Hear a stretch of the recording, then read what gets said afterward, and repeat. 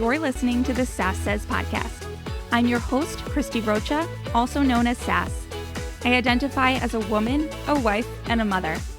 That should tell you a lot already. And over the last few years, I've learned the value of talk therapy. I have seen how my inner work not only enhances my own well-being, but also my marriage, my parenting, my relationships. And in fact, you wouldn't be hearing this right now if it weren't for the work I've done. My mission is to debunk the misconceptions and stigmas around what therapy is and who it's for. Let's normalize working on our mental health and seeking help when needed. We've all heard of self-care, self-help, and self-love, but do you often wonder how to actually make it all happen? I do. You'll hear strategy-based conversations with professionals, as well as inspiring and validating stories from women who are just like you and me.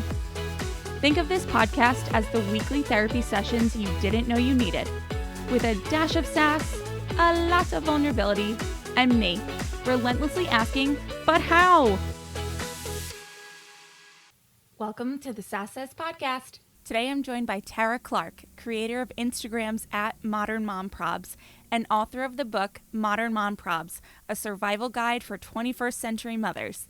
Tara and I talk a little bit about everything. What it means to have a village of support for the modern mom, the most common challenges moms face today, postpartum anxiety and advice for new moms, and letting go of our preconceived notions of what motherhood would be like. We also talk about Tara's personal journey thus far as a mother, wife, and businesswoman. I just want to add a little story here.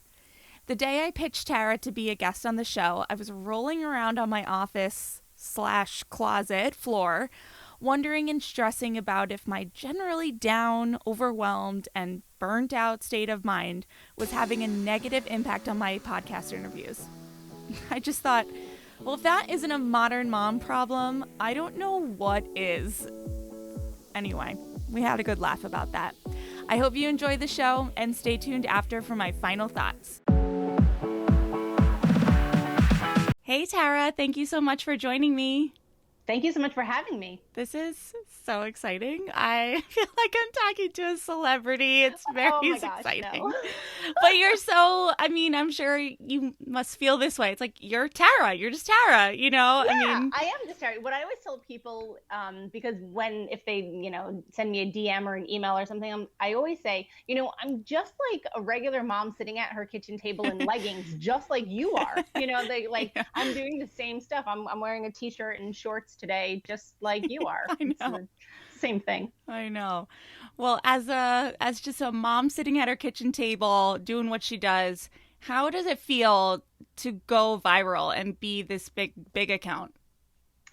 It has taken me many years to get to this point. So I wish that I could say I blinked my eyes and overnight it was just had this reach, but it wasn't necessarily the case because I started the account in 2016 when we were still living in New York City, and the account was very small at that point. And only until I moved to New Jersey and I moved out of New York City, I changed the name to Modern Mom Probs, and then the account just kind of exploded from there.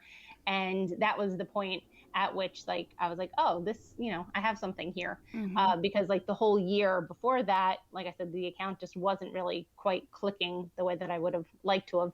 And maybe because it was small in as much as I was just talking about NYC, New York City mom problems. Mm-hmm. And so, that's a smaller audience than obviously the rest of the world. And so, once I changed the name, then it kind of just clicked and just exploded from there. And boy, am I happy that I did. Yes, I think we all are. All of us who know, and follow you and just see posts and go, oh yeah, that's me right now in this moment, because it happens so often. It's pretty incredible sometimes how it feels like you're taking the words right out of my mouth. I feel like that too about friends of mine who write certain things, and I may repost their work as opposed to my own original work, because sometimes their work speaks to me in such a way they're literally in my brain, they're in my thoughts. Mm-hmm. There are times where I think, gosh, thank you for putting words to my thoughts. Yes. I think that all the time. And so anytime I do come across a post like that, then obviously I share it because I'm sure I'm not the only one that's feeling that way. And so I'd like to have everyone else share it as well. Yeah. experience it as well. I also find that sometimes I use posts from your account and some of the others that you share to I send them to my husband. I'm like, what, remember me when I was having that meltdown or going through something and I was trying to explain to you what it was and you're looking at me like I'm a psychopath? Like, here, this person says it so much more clear than I could at the moment. There you go. Like, Yes, exactly. That's true. And I think that really is helpful. There's something very special about sharing content and sharing memes with people that you love to really connect with that, whether it's something funny or it's something serious and like or heartwarming and say, look at this. Like now we could be on the same level together. yeah. And I always do like I edit the picture before I send it to him and I circle the amount of likes that it has. I'm like, me and 37 million other people like this and agree with it and feel it. Yes, it's true. That's actually a very good point. You're like, I am not the only one Right. experiencing this right now. Right. Did you always have your face to the account? I feel like that changed at some point. That's very astute of you to notice that. That is absolutely true. I started the account as an anonymous account, and then as time went on, like I said, I've had the account altogether for 5 years, and so there was a turning point at which I received advice where people said you need to step out from behind the curtain and like actually be a person and actually be a personality. And I said, oh, gee, do I really have to? And and so reluctantly, then I did. And so now, yes, I do have like a name and a face behind the account. And then, especially when I was working on my book proposal and with my literary agent and all of that, like obviously you have to be forward facing when you write a book and then promote a book. And so, yeah, here I am. So that's very astute that you noticed that. And that's something that I sort of struggle with on a daily basis because it's one of those things where it seems nice until you're doing it. And then as you're doing it, you're like, is this really what I want? And so I sort of go back and forth with that often because it is infinitely easier to just be an anonymous page. Yes. You don't have to worry about, what people are saying or their reviews or their comments and stuff like that. You're detached, right? There's sort of like a couple steps of detachment away from that. But when it's you, then that's like you as a person, right? And so they're sort of like, commenting on your beliefs or your thoughts and stuff like that. And so, yes, that's something that I sort of come and go with and like I said, struggle with at this point. So if I ever disappear, then you know why. Yeah.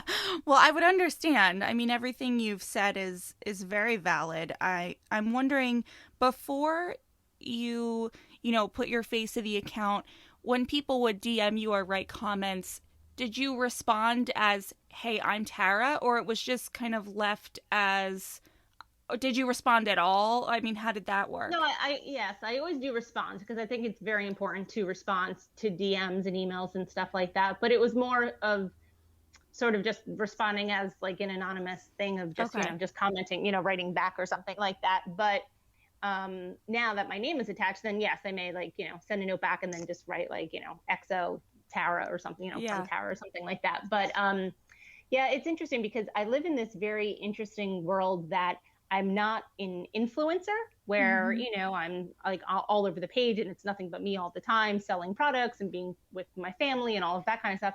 And so I float this like weird world of like, I'm sort of a hybrid in as much as like I'm an influencer and a content creator. And so I like to sort of lean more into that content creator realm because I feel like a little bit more comfortable with being that. I'm not the prettiest girl out there. I'm not the fittest girl out there. Yeah. And so like, and then I'm not like necessarily the funniest girl out there. Right. So I'm sort of like this middle of the road on so many of the different things. And so that's why I think it's easier to lean into the content creator part or like that hybrid of being both. So I understand what you just said, and I appreciate your vulnerability in sharing that. I think there are 600 and change thousand of us that would disagree. I think that you are one of the funnier ones, and you are one of the better content creators. And I mean, you have. I think it's more. I've heard you talk in other podcasts about, the amount of followers and people always bring it up to you. And what strikes me more so about the number is that on your account you do get this true sense of a community. You know, Hmm. it's not just this huge number. There are people that you see not only responding, going back and forth with you, but back and forth with each other. I mean, it's really nice to see, actually. And I'm sure for you creating the content, it's must be pretty rewarding. It absolutely is. Like when I create something that truly resonates with people, it fills my heart with such joy because I started the account to more or less like create a village, right? To create an in-person, I mean, excuse me, a digital village where I lacked an in-person village, right? Mm. So to see that, perpetuating and growing and really like mattering to people means so much to me. So yes, it's never about numbers. It's always about, it's more about quality, not quantity, right? They always say that. And I genuinely believe that. Yeah. The village mentality. I mean, this is from what I understand, like the crux of the modern mom prob, right? We're no longer a society that relies on our neighbors and our neighbors' aunts and uncles and the people down the street. And you know, families are just busier and have more to do, and we don't quite have the actual village. What do you make of that? How did that shift happen? You totally hit the nail on the head so well because there are so many times, whether it's different podcasts and stuff like that, I often talk about the in-person village sort of going away or just being different from how it is in previous generations. And there's several factors that lead into it, right? One, families tend to be smaller nowadays Mm. than they had been traditionally. You're not having, 7, 8 kids in one family. So that's, less sisters to ask for help or Mm-hmm. siblings, I should say, to ask for help with babysitting or things like that. And then families nowadays tend to live further away from each other. Maybe they live across the country. Maybe they even live across the street or across the state or even in other parts of the world, right? So you sort of lose that as well. And then lastly, like you said, people are busier and maybe the grandparents are working nowadays where the grandparents hadn't been working in previous generations, right? Mm-hmm. And so to call grandma, well, she may be busy. She may be at work and she may, have her own hobbies or jobs or different things where maybe in previous generations she would just have been home or even living with the family to be able to babysit, right? Mm-hmm. And so there's so many different factors I think that come into it. And also too, just from like a neighborly perspective, like you're not going to go oftentimes like knock on your neighbor's door and ask for a cup of sugar Right. or milk or something, right? Like Right. funny story, my son, we were in the car a couple of weeks ago and one of the DJs, we usually listen to like Sirius radio, like satellite radio. Just so happens that one of the stations we were listening to was like an actual like, terrestrial radio station. And so the DJ was talking about how he went to his neighbor's house for like a cup of milk or something. And all the other DJs were like totally cringing. They're like, oh my God, no way, you did that? Get out, no way. And so, like, now in 2021, like, you don't think that that's like, okay, I'm going to go do that. Whereas, like, maybe historically, people were either more neighborly or needed help in other ways and were willing to do that. Right. And even Mm-hmm. my son was like, that's a real story. People actually did that. And I was like, well, if he's telling it on the radio, I guess so. Yeah. Right. Right. And so, like, those are just sort of some of the factors that have changed, in the last like few generations. And so that has also changed, the modern mom prob of the in-person village, right? And then like also too, parenting as a sport, Yeah. is a very different thing. Whereas years ago, even when, I was a child, like my mom just like let me go play outside and that was it. And Mm-hmm. so now, the kids are more overscheduled. Their time is almost not their own necessarily. And so there's a lot of factors that go into it. Yeah, it's funny because I cannot imagine myself going to my neighbor and asking for a cup of milk, but if my neighbor came to my door and asked me for it, I'd be like, absolutely. you know, Yes, you yes, know. same. Yeah, that's totally the same. That's why I think that when we heard that story on the radio, it was so mind blowing. I know for my son to be like, that's even a thing. Like, Yeah. but you're right. Like, if someone knocked on the door, I'd be, of course, here, take whatever you want. Take all of my sugar. Take all of my gallon of milk. I won't need it. It's fine. So the online village, What do you think? I mean, so I know how helpful it is because, especially given this last year, right? We couldn't go anywhere. And actually, a friend of mine, her sister just had a baby, and she reached out to me wondering if there were any accounts or podcasts that I listened to and like that could provide support. And I was sharing with her some that, there are a few, I guess to use your word, I think it's better put than influencer, but content creators who, go live regularly and just talk about mom stuff. And I was said to her, I literally said this morning, this person goes live every day. And when I first had my kid, that was my happy hour. That was my friends. So I truly see and appreciate the value in the online village. What do you think we're lacking in it though? Where does it fall short? That is such a good question. There's so many topics that you just like touched on in that very short sentence that I wanted to like totally jump on.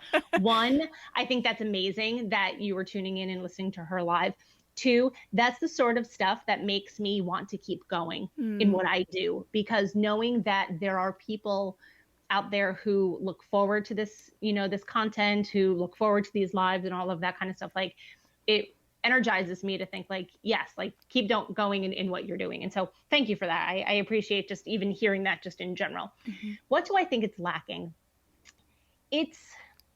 Motherhood can inherently be lonely, especially as a mother of young children, right? And so moms need friends, and moms need an outlet, and moms need to know that everything's going to be okay, even when it's not, and to know that, they're not alone in their experiences. And so I think that social media right now is at a place where it's good that we're having these conversations, and it's good that we're like laying it all out on the table and talking about it. I wish that there was maybe, a little less mom shaming and a little less judgment and a little bit more supportiveness and, people being inclusive. So that would be my hope. That would be my biggest takeaway. But I mean, at the end of the day, sometimes like I spend so much time on my phone, whether it's like responding to DMs or creating content or checking out other people's content or whatever it is.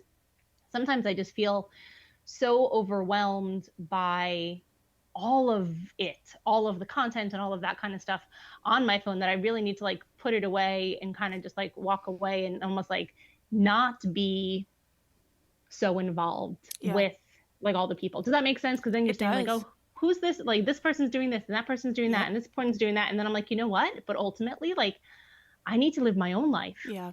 Because then you almost get like involved in like other people's lives almost too much sometimes. Does that make sense? Yeah. And it goes back to what you were saying, I think, earlier about how you sometimes prefer when your account could make you more detached before your face was to it. So it makes sense for you, as what I'm saying, is what I'm hearing is it can be a lot to sort of be involved all the time. But I was thinking two things as you were talking. One, moms needing friends and all that. I mean, it's so true because, I'm involved in all these mom forums and online and this and that. And I was just as recently as this week sharing with my therapist that there are times where I just want to text someone, this blows, I'm having a moment, and know that they're not going to think I hate my husband or hate my kids. They're just going to go, yeah, it does.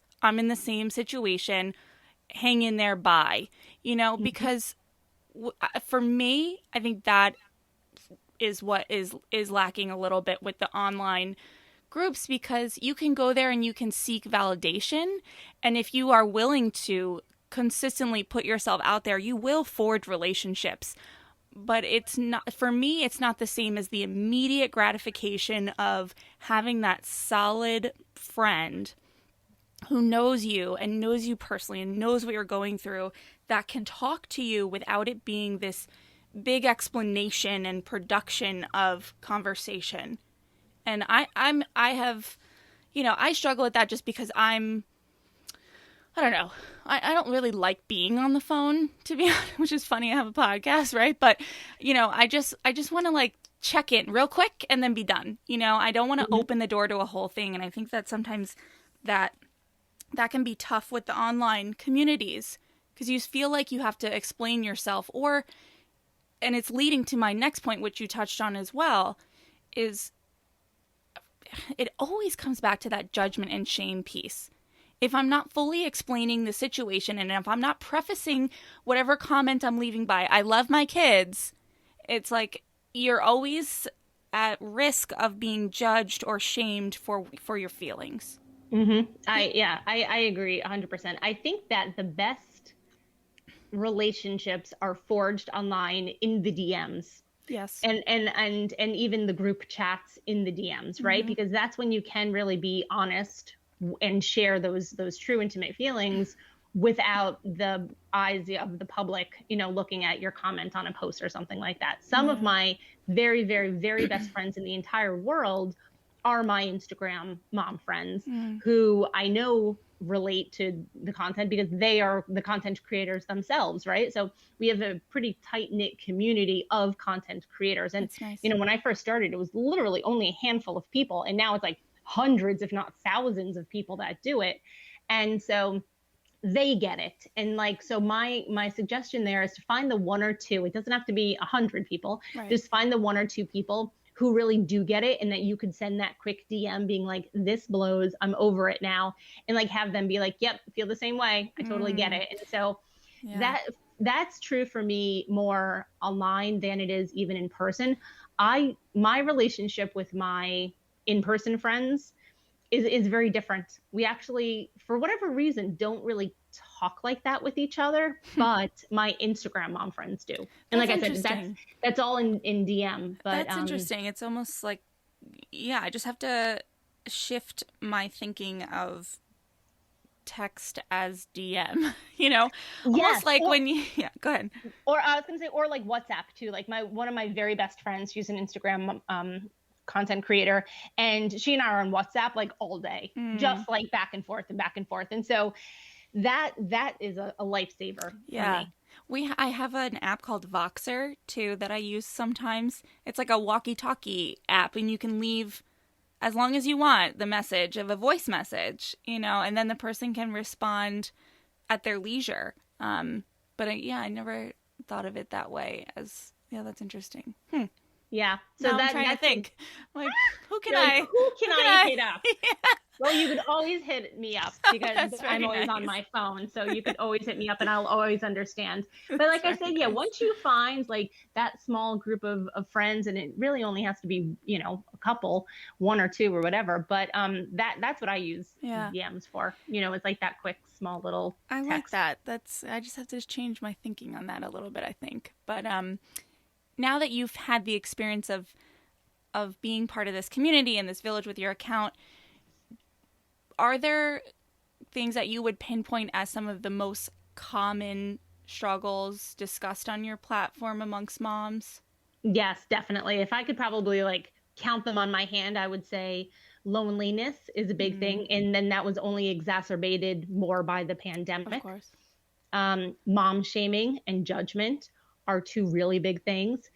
Mother, mom guilt, and then the mental load of motherhood.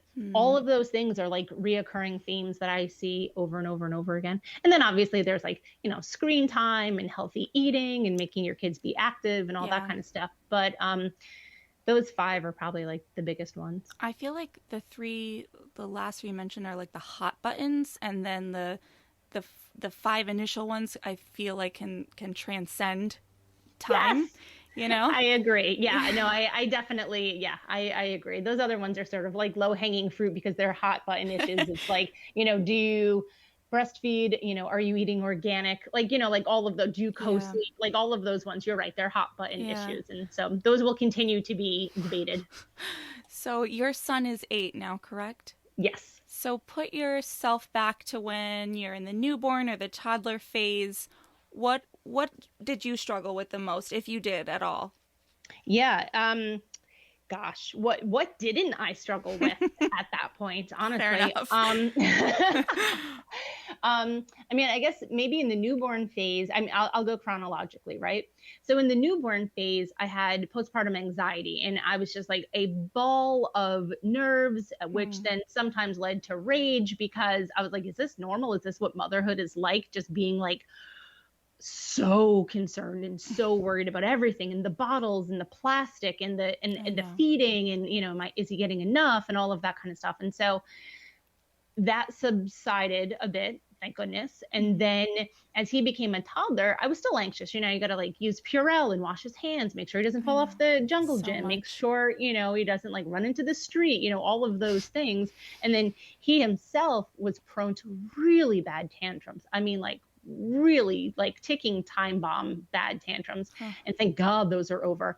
Um, and so that was, a real struggle during that time, because it was really hard to like have him soothe himself, and just to soothe him in general. And like I said, he was a ticking time bomb, so like you never knew when it was going to happen. If you were out in public, like, obviously that's so embarrassing, right? So you just Mhm. want to like get home as quickly as possible, so Yeah. that that wouldn't necessarily happen.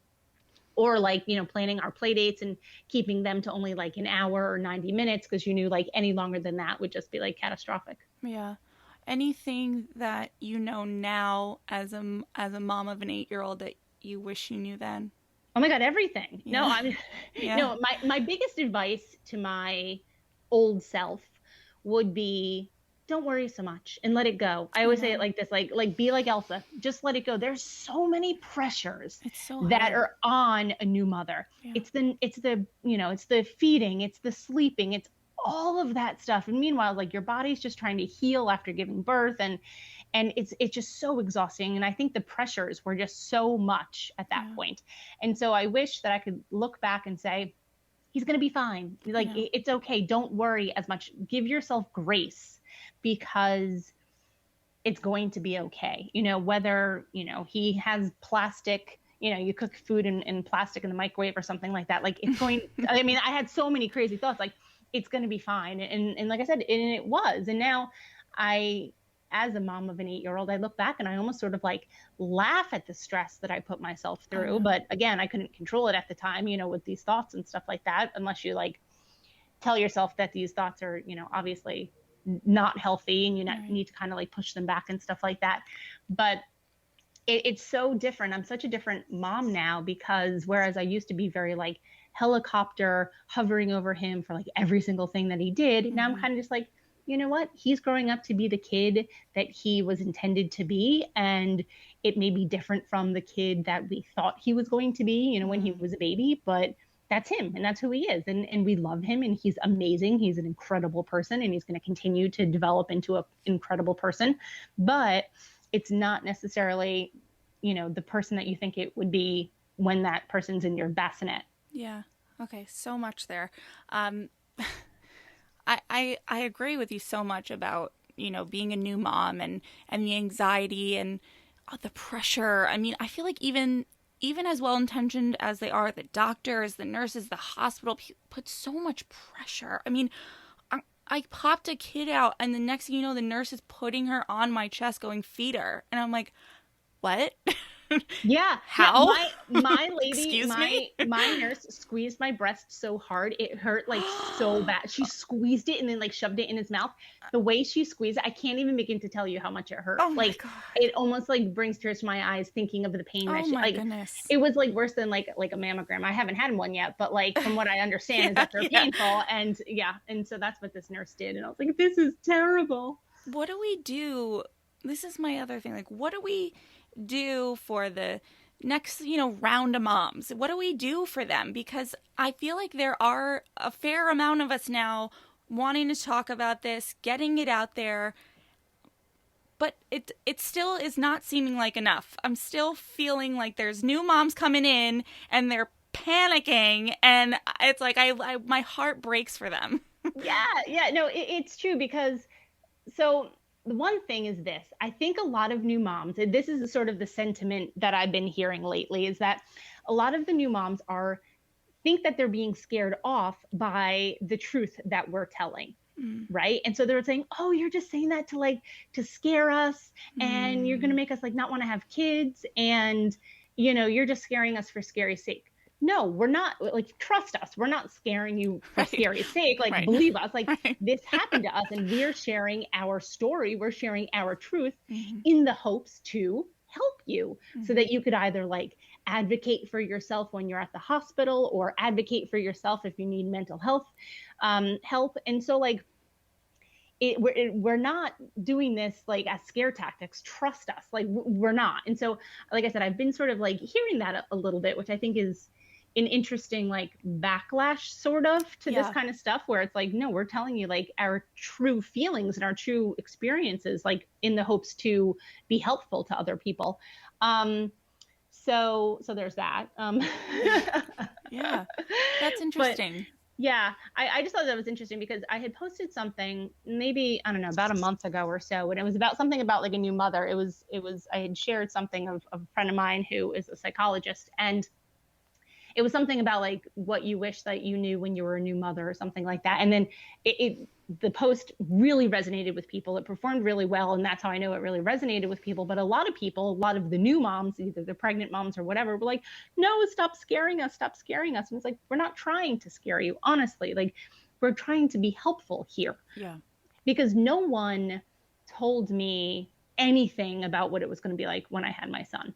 Like, the only book I had was What to Expect When You're Expecting. That was it. That was it. That was the only book I had. My grandmother gave me Dr. Spock too. Oh, that's really cute. You know what? I'm like 95% sure I also had Dr. Spock. I had like those two ones. And I think I also had like The Happiest Baby on the Block. That's like another one. Those are like my 3 books, but I had those ones like after my son was born. It wasn't even like beforehand. And so social media was nothing like what it is right now. Yeah. Back then it was just like, taking pictures of your lunch or checking in at places and stuff like that. Like that was it. People weren't talking about the things that we're talking about now. And thank goodness that we do have those platforms to be able to talk about this kind of stuff. So when I had my son, and also I'm an only child, so I didn't have any sisters to look to. I'm the oldest of all of my cousins, so I was the first one to have a baby. Same thing with my friends, aside from my one girlfriend who moved from New York to Los Angeles. Like, she had a baby, but again, she was in LA. So she was the only one that I could kind of talk to on the phone. But aside from that, I did not have anyone to tell me any of these things. My mom wasn't any help. My mother-in-law wasn't any help. So I was my husband and I together, we were a team. God bless him. I love him to death. Like, he and I were it. Like, that was our team. That was our postpartum team. And so, and luckily he's a doctor. So from like a medical perspective, he's able to know, what's right or what's wrong as far as like health and like, keeping the baby alive and that kind of stuff. But that, that was it. Which is huge. I mean, because that's a lot of how new moms get down these, Google rabbit holes. I remember sending a friend of mine who's a nurse. I took a picture of my daughter's poop and texted it to her. I was like, what is happening here? I've never seen her poop look like this. Like, blah. She's like, I think you probably are fine. Like, it's fine. It's just poop. She's like, the good thing is that she is pooping. It's like, that's true. That's the bonus. That's perspective. Like, it's so true. It's so true. Like, the good thing with like the medical professionals is that they can definitely like, change perspective or help the perspective out on that, because that happened a lot with me and my husband. I'm like, oh no, what's this? He's like, it's fine. I'm like, oh no. And he's like, don't worry. Yeah. So it definitely happened. So he was a good one to have, or he is a good one to have on my team. Yeah. You mentioned, so you're an only child. Your son's an only child. Yes. I'm not an only child. I'm like a half C. My dad has children from his first marriage, but they're a little bit older than I am, so I get both worlds. I have the dynamic with them, but they were much older, so I grew up pretty much by myself. But do you find, I don't even know, like I feel like that in itself is something to be talked about. The only child, I don't even know what to call it. I mean, what are there stigmas? Do you find that people have, I'm thinking of that people must ask you really inappropriate questions about it. And, I could totally speak about that because it is something that I like to speak about. So I love being an only child. I've always loved being an only child. My parents divorced when I was 2 years old, and my mom never remarried or anything like that. And so, I was an only child. And so we actually have many only children in my family, all of whom, and I'm not putting myself in this bucket, but all of whom were very successful, like attorneys, finance people, like super intelligent, National Honor Society stuff. And so my experience with only children, especially in my family, has been very positive, right? And so with my son, there were several factors that led to him being an only child. One, we had a really long, harrowing story to like getting pregnant and having Mm. him. I had several miscarriages, and then Oh, after that, I had sorry. infertility. And so Yeah. Oh, that's like a whole thing all onto itself. And when I was pregnant with him, my husband and I sort of like made a promise to each other that if we have one healthy baby, we'll never ask for anything ever again. wow. We'll be happy with him and we'll never rock the boat or ask for anything again. And so we Wow. got him, and that was part of it. And so the other factor was that we were living in New York City, and it's sort of hard to have several children in a tight apartment. So there's that. And then the third thing was his tantrums were really bad when Mm. he was probably the ages between like 18 months to 3 years old. And that's like about the time when you're starting to think to like have Right. another kid, you Yeah. know? And it was so all consuming and stressful at that time. Having another baby was like the last thing that I could Mm. think about. Mm-hmm. And so those are the factors that led us to, having an only child. Yeah. Yeah. I mean, I don't know. I feel like there's so much pressure now to have more than one. I Uh, think it's different. You know, it's funny. If we lived in New Jersey when from the time that he was born, I think it might have been different for us. mm. But since we lived in the Upper East Side of Manhattan and we're in an apartment and we're living that lifestyle and stuff like Yeah. that, it seemed very normal. You know what I mean? Not that I'm saying Yes. that it's not normal in the suburbs, but I'm saying it didn't even like flinch. You know what Yeah. I mean? But I wonder, had we lived somewhere different, if it would have been a different outcome. Hmm. And you mentioned too, so your parents divorced when you were 2 years old. Mm-hmm. Does that show up for you now as a parent in any way? No, not necessarily. I've sort of made peace with that, in my adulthood. My parents, this is such a crazy story. My parents divorced when I was 2, and then my dad got married to like another woman when I was like 10 or so. Then they were together for like another 15 years, and then he got divorced, and then he reached out to me after he had gotten divorced from her. So I hadn't seen him for like 15 years. Oh wow. He had reached out to me, and then he and my mom started dating again What? when I was like 25. Oh wow. And yeah, it was crazy. And so then they started dating again. And I was like, oh my God, my parents got back together. That's like every divorced kid's Right. dream come true, Right. right? Right. And to the point when my husband and I got married, my parents were still dating, and they both walked me down the aisle. Wow. And yeah, it was pretty surreal. And then they broke up maybe like a year or Oh so my after that. goodness. What a roller Yeah, coaster. a total roller coaster. Yeah, but I try to compartmentalize that kind of stuff and not let that inform my own parenting. Okay. Yeah. And just we're on the topic, I guess, of marriage. You mentioned, you and your husband, you have a team mentality. Did having your son enforce that, rock that? How did having the baby, affect your marriage, your relationship? So Sam and I have been together in life longer than we haven't been together. Wow. So we got together when we were 15 years old, Wow. and then we were married at 26. Mm-hmm.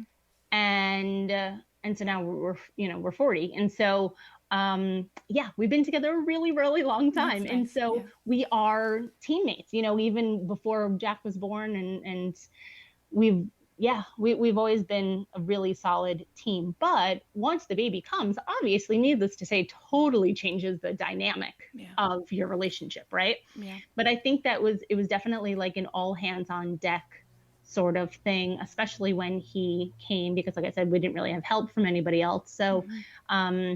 yeah, it was definitely like us on our own little islands trying to like Yeah. figure things out. Um, but I think if anything, that if it would have changed the dynamic, maybe it would have been later, if my husband would have felt sort of, left out in as much as like, if I'm cuddling the baby or feeding him or something like that, it's sort of like an odd man out thing. Yeah. But for the most part, no, I think that it was just like I said, it was an all hands on deck kind of thing. Yeah. And you, after your son was born, so you um, chose to stay home with him. Was that an I easy decision for you? No, it was really challenging because right up until he was born, I thought I was going to go back to work full time. And so, like I said, we were living in New York City. I was working at Nickelodeon Mm-hmm. when I was pregnant with him, and for several years before that. And I loved Nickelodeon. It's a great job. It's like Viacom. It doesn't get any cooler than that, right? And so it was a great company, and it was a great job with like the most talented, creative people in the world at this company. And so I really thought that I was going to, go back, whether it was like get a nanny or daycare or whatever it was going to be. I mean, I was really thinking more daycare than nanny. And so thinking through that, and then Jack was born. And I remember like being so happy to stay home with him. And then I was kind of like dreading going back, but I was like, no, but I said I was going to go back and I didn't know. Ultimately, I remember I had a phone call with my boss at Nickelodeon, and I said to her, I'd like to go back part time. And she said, no, it's all or nothing. And I said, okay, well, then it's going to be nothing. And I'm going to stay home with my son. And that's what Wow. it was. And so it was 3 years before I started my Instagram account, which I sort of did, like as a hobby or like a Mm-hmm. creative outlet. But yeah, so the 3 years I was home with him exclusively. Yeah. Well, it seems like it worked out for the best. I think it did. And like I said, 3 years went by, and then I was like, okay, now I want to do something fun. I want to do something creative, and let me start making content. And that's what I did. Mm-hmm. Yeah. I'm imagining that phone call though. I mean, that's pretty It was intense. it was really awkward, and I like still remember it. I was like wandering around his nursery. I don't know why I happened to be in his bedroom, but I was in his bedroom, and I was sort of like just wandering around in his bedroom, having this like really awkward conversation because my boss was a mother of two. She is a mother of two, and like I would have thought that she would have understood more, and Mm-hmm. she really didn't. Yeah.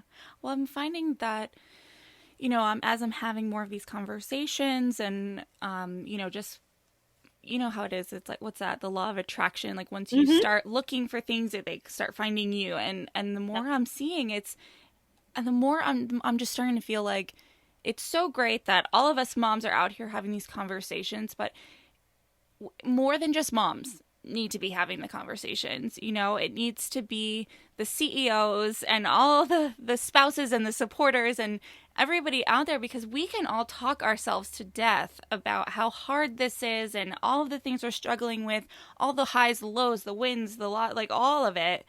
But if the people that we have to answer to, whether it be for work or, I mean, I don't want to get into all this, but our government, all of that, like, if they're not listening, then at some point we are a little bit stuck. It's Yeah. frustrating.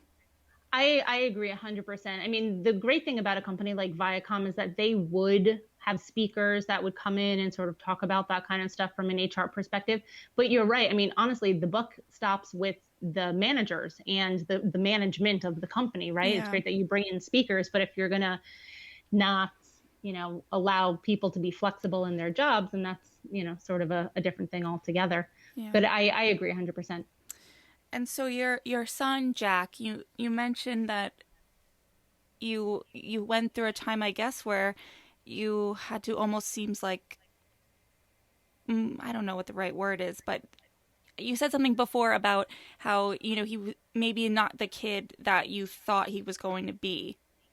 I think that is so important to talk about because I was listening to that, and I obviously don't know all the details, and you certainly don't need to go into them. We can keep it to that. But my daughter recently, within the last year, her doctor had concerns with her speech and things like this, and we've gotten her into speech therapy and programs in this. But your brain goes to really, really scary places, and what I learned through that is that it was mostly my preconceived notions of what I wanted for her life or what I thought her and my life together would look like that I had to deal with because she's fine, you know? Yep. And she's fine no matter what fine meant, no matter what the outcome meant. She's still my kid. I'm still going to love her. I'm still going to do everything for her. So I really had to work through that during a time where we weren't sure if just like speech therapy wasn't going to be enough, for example. But I wonder what your experience was like with that, and if you felt the same, that it was more about kind of yourself and it was more on you as the mom than it was about your son. Yes, 100%. One, my son also had speech when he went to speech therapy when he was 3, and now, like when you hear him speak, in a million years, you would never have guessed Yeah. that that was like the case. Like people are often surprised, like, oh, he had speech when he was little, and I was like, yeah, and they're like, oh my gosh, like he had articulation issues, pretty, not severe, but like legit articulation issues, Hmm. and they're all gone now, and It's he speaks awesome. beautifully. So there's a real testament, to speech therapy. So thank you for all the speech therapists out there. Yes. Um, but what I mean by that, I'll give you an example. So like, you know, traditionally when you have a boy or a girl, and again, this is like totally gender norms and stuff like that, but you think like the boy's going to be sporty and he's going to want to Mm, play baseball and play basketball and do all these things, right? And girls too, right? You're going to expect them to do this. My son does not like sports. He does not like playing on a yeah. team. He does not like that kind of stuff, Mm, right? So whereas like his friends may play baseball, he's like, I would rather stay and play video games hmm. and not even give it a go to try to do sports or swimming or that kind of stuff. And so what I mean by that is like you can't put, whether it's societal pressures or gender pressures or even your own pressures on these individuals. Like you have to remember, like they are individuals Yeah. for who they are, Yeah. right? Yeah. Also, he doesn't like to have his hair cut, so he has like very long shaggy hair right now, which is adorable, but I just want him to like sweep it out of his eye so Right. that he's Right. able to like see. So like there's that, right? So like I respect him and I respect his body, so I say like, yes, you can grow your hair long, but at the same time, like I want to see your eyes because you have beautiful brown eyes. Right. So it's that kind of stuff. So it's not like big global things. Sometimes it's Okay. like the smaller day to day of like who a person is that you think like, oh, they're going to wear their hair like this, or they're going to dress like that, or they're going to Mm, do this hobby or that hobby, like those sort of things, yeah. if that makes sense. And so sometimes you do have to take a step back yourself as a parent, and this is both true for the moms and the dads, almost sometimes even more for the dads, and say like, Right. okay, this is who your child is, and you're going to love and support them regardless of what it is, as long as like their behavior as far as being a kind person and an inclusive person and respectful, all of those things, as long as like that's all taken care of, then yeah, you need to appreciate and respect your child for who they are. Yeah. And I think too, it's then important to, at least it was for me, to say, where did I get the idea that that's what it had to be like? Whatever it is, whatever, Yeah, whether just it's he's playing baseball or she wants to have bows in her hair or she hates bows or whatever it is, mm-hmm. where did I get the idea that that's how it was supposed to be? Because, like, because you often find that it either came from somewhere that doesn't matter, or That's it usually came, what it is. yeah, or if it came from somewhere that matters, then that's something that I need to unpack. I don't Mm-hmm. need to then pass it on to my kid. Mm-hmm. It's Absolutely. it's I think hard. that's such a big thing. And so that's why I do respect my son so much for him being the individual that he is, right? Like he likes wearing long hair. Like Yeah, that's who that's he is. cool. Yeah, And he's so cute too. And so like he identifies as like, like a skateboarder and a gamer and like yeah, that sort of like look and style, and he likes wrestling and all that kind of stuff, which is sort of not counterculture, but like it's different from what other people may think of like, an 8-year-old boy being into. You yeah. know what I mean? And so I respect him for his choices because he he's very confident in Mm, those. And so I love his confidence. that's nice.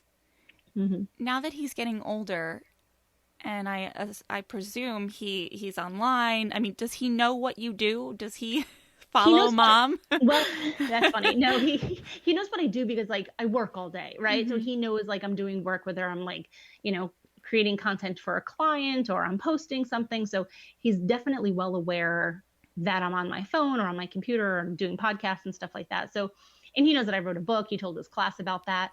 So Cute. yes, he is aware in as much as that I tell him about it, but he hasn't like seen it online or anything Okay, like that. Yeah. just curious. Yeah, no. He's mostly looking, this is a totally true story. He's mostly looking at Pikachu memes or like Pokemon memes in general. He recently like discovered the world of memes and he's like so into it. He wants to be a YouTuber when he grows up. That's like he used to want to be a doctor, but he kind of like got rid of that idea now. Now he wants to be a YouTuber. Yeah, that's suddenly a thing. I, Yes. bizarre to me. I don't know. know. You and me both. So I was like, all right, we'll ride this phase out and see how that goes. Anything with the phases. So my kids are much younger. My oldest is 3.5. My niece will be 6 this summer.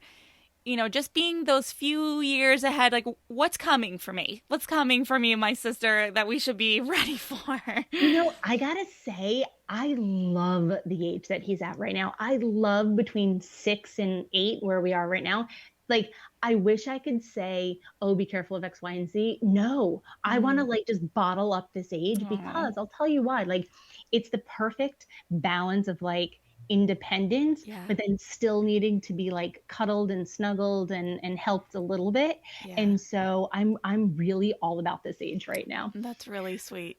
When he gets to be like a tween, then I'll sort of like I circle back and be like, okay, this is what you got to watch out for. I think if anything, maybe it's the sassiness know. Mm. or, rudeness or anything like that. But I'm pretty quick to correct that kind of stuff.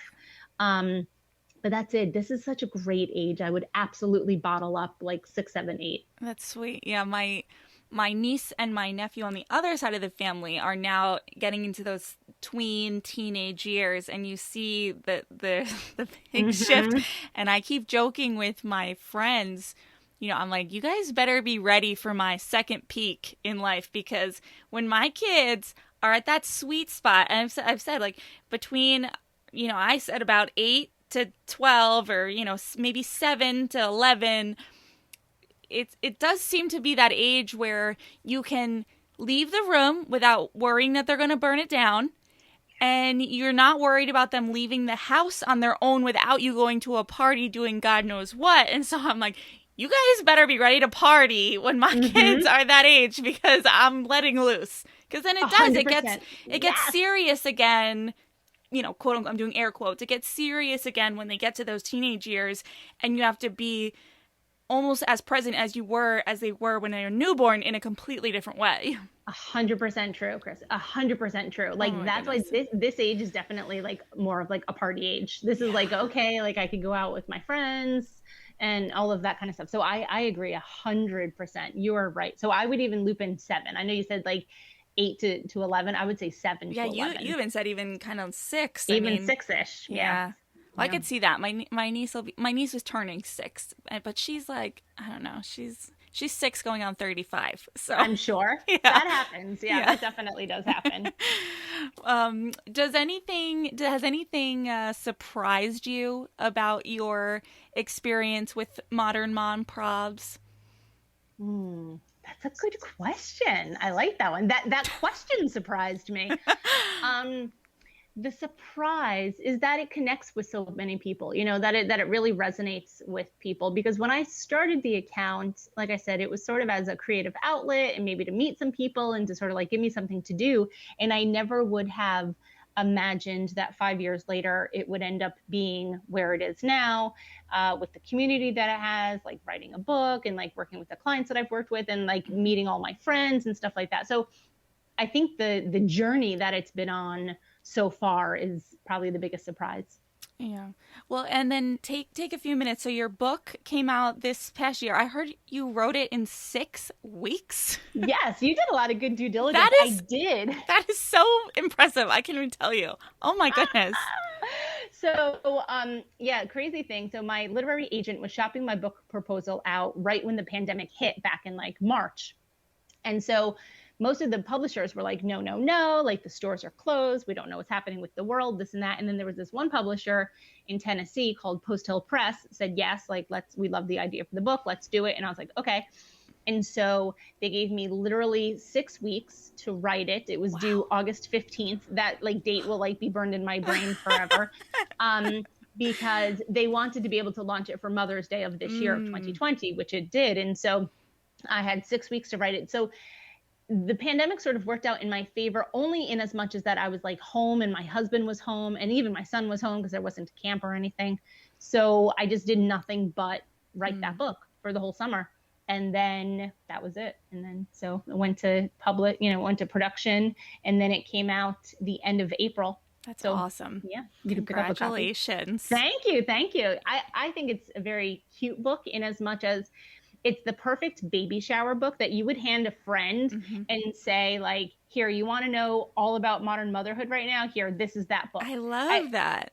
Yeah, one time I joked with somebody. I said, like, if Marty McFly came from like Back to the Future and was like, "What's parenting like in 2021?" Like, you hand him that book, and he goes, "Oh, okay, now I understand it." Oh my goodness. So you created a little time capsule for us. I think so. I think so. That's why I call it a survival guide, because it sort of like tells you all the stuff that you need to know. Very cool. Yeah. Tara, is there anything that you would have asked yourself or that you would have wanted to talk about that I didn't bring up? No, you were so comprehensive and thorough. I'm like genuinely impressed. Excellent. Thank you. I appreciate that. Yeah. So just tell everybody where they can find you. So my name is Tara Clark, and I'm the creator of Instagram's Modern Mom Probs. So you could find me on Instagram. My website's www.modernmomprobs.com, and you could pick up my book, Modern Mom Probs: A Survival Guide for 21st Century Mothers, wherever books are sold online. So Amazon.com, Barnes & Noble, Walmart, Target, it's all there. Love it. So just basically Google Modern Mom Probs and you're going to find Tara. Yeah, that's 100% true. Yeah. Well, thank you so much for your time. I really appreciated talking to you and getting to know you better. Thank you so much, Christy. It really, really was a ton of fun. Thank you.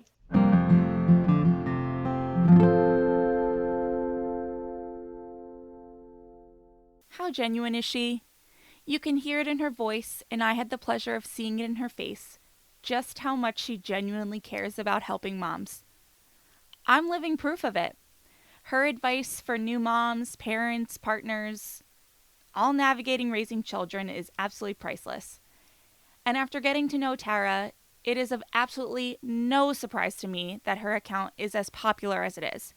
She is smart, intentional, and caring. Tara is a combination of the friend you want to DM when you need support and the businesswoman you want to call upon for advice.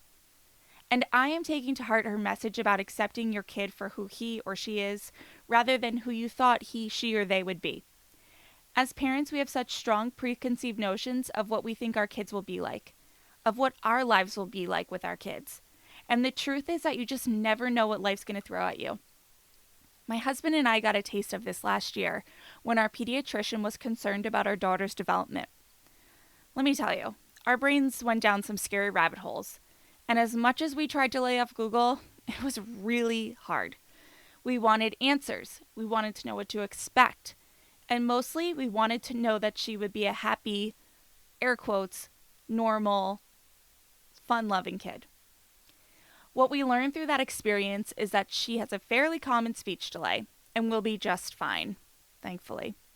But more importantly, we learned that there was no outcome that was going to change our love for her and our desire to give her the best of everything. We learned that whatever the outcome, it would be tougher on us, on what we thought we were getting into rather than on her. Her life is all she'll ever know. It was us who had to potentially make some adjustments. So as hard as it is, we have to let our kids be who they truly are. And lastly, I want to talk about this digital village of support for moms. As Tara so graciously offered to be an outlet and someone to turn to, for me, I encourage you to use me and other moms you know as a digital outlet and community of support for you. What I've found is that it might feel really kind of weird and awkward to reach out, but I've never been met with anything but encouragement and solidarity. So search no more for your mom village and head over to @ModernMomProbs on Instagram and be sure to order Tara's book. Thank you so much, Tara. I appreciate you, your time, and your willingness to share your superpowers with all of us moms. Thank you so much for tuning in today. Sass Says is a production of Luann Nigara, Inc.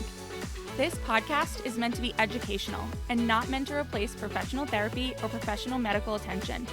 To learn more about today's show and what's new in my world, head over to sasssays.com. Thanks so much. Talk later.